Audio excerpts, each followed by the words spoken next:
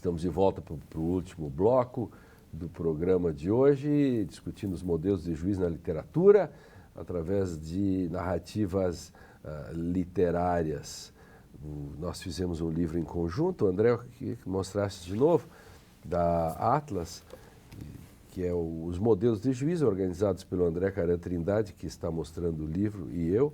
E quem participa do livro, desde Carlos Karkov até Calvo Gonzalez, a Fabiana Spengler, a Henriette Caran, o Dino Delpino, uma lista enorme. Vera Caran, Ângela Espíndola. Ângela Espíndola, enfim. Então temos um caleidoscópio aí de artistas jurídicos que nos ajudaram a falar sobre isso. Nós falávamos no bloco anterior dos problemas, por exemplo, Simões de Jeová e outros problemas Só dos porque dilemas. esse é um texto bem atual, né, que é trata isso sob uma outra perspectiva agora. Né? Eu escrevi um artigo no Conjur, que está acessível no Conjur, sobre esses dilemas, né, que eu chamava a atenção para o perigo que é misturar o direito com dilemas morais. Direito não é moral. O direito incorpora aspectos da moral, mas a moral não corrige o direito. Eu insisto nisso, mas eu chego a ser um chato nesse negócio. Então, quando a gente entra nesse assunto, tem que sempre cuidar, porque senão eu chamaria um filósofo moral para discutir o direito. Isso aí é mais barato.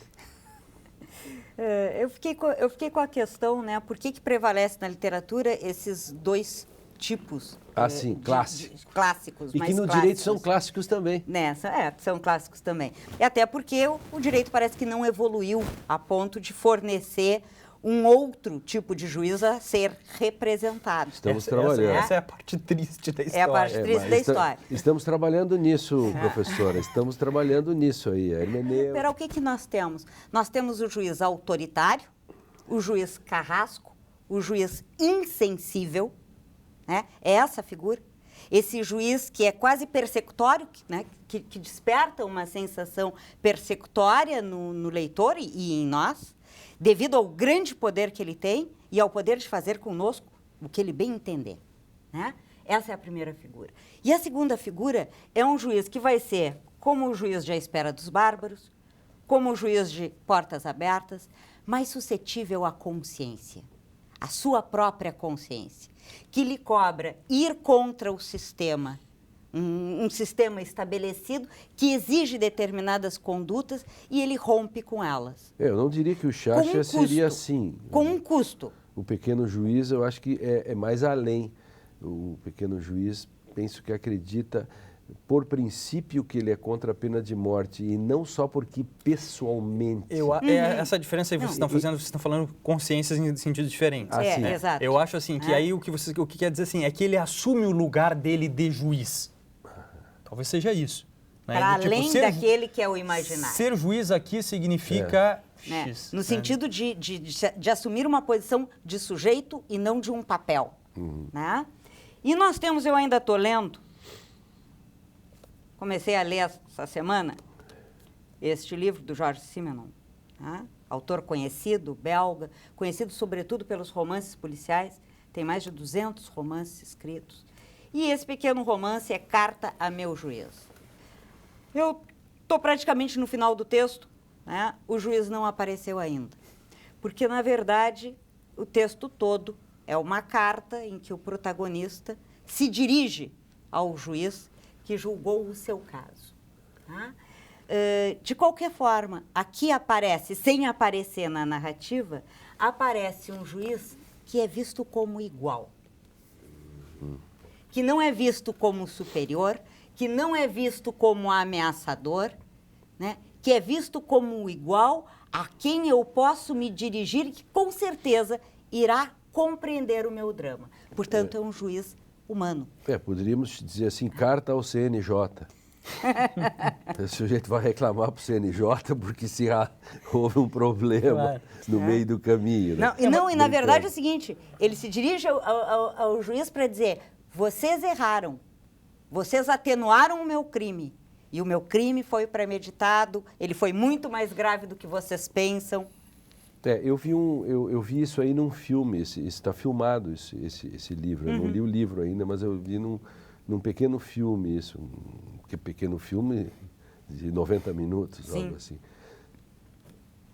Digam, Fabiana, que não falou ainda nesse bloco. Na verdade, pegando esse gancho da Henriette, me parece que esse juiz que é tratado pelo protagonista do livro como alguém igual, é um juiz que no imaginário social que nós temos não existe, porque sempre o jurisdicionado coloca o juiz numa posição superior, com uma legitimidade, com uma sabedoria, como um mito.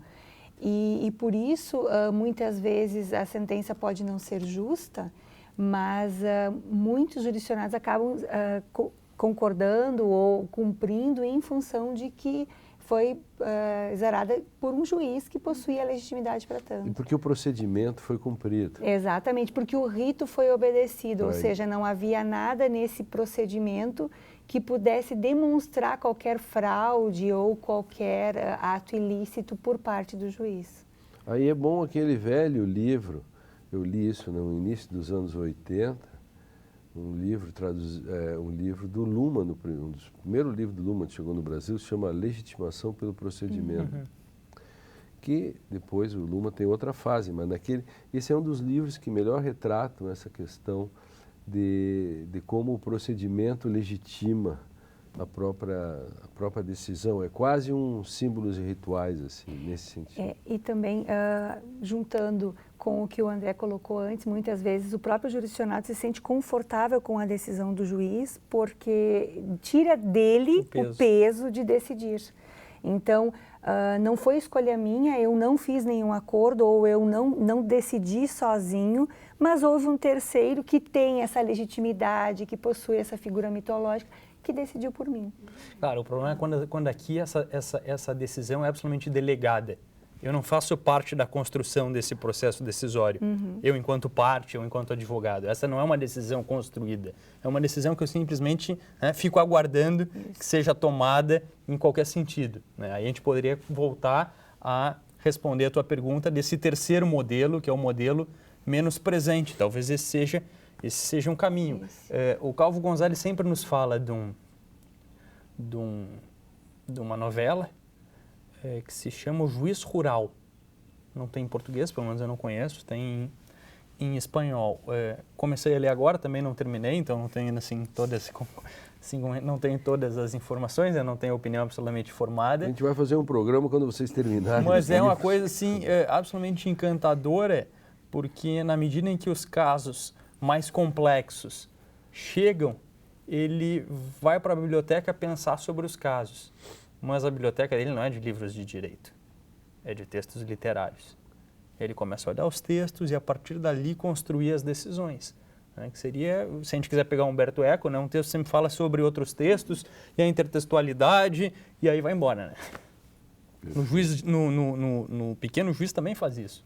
O pequeno juiz, quando está em dúvida sobre a pena de morte, ele vai dar uma consultada para ver o que a literatura diz a ele. Então ele pega o Victor Hugo, pega outros autores e aí constrói, conforma a sua decisão. Voltando rapidamente para uma questão que é absolutamente literária, que era a questão assim, de por que é que a literatura termina sendo extremamente útil para a gente ensinar direito, que era o que o André falava antes.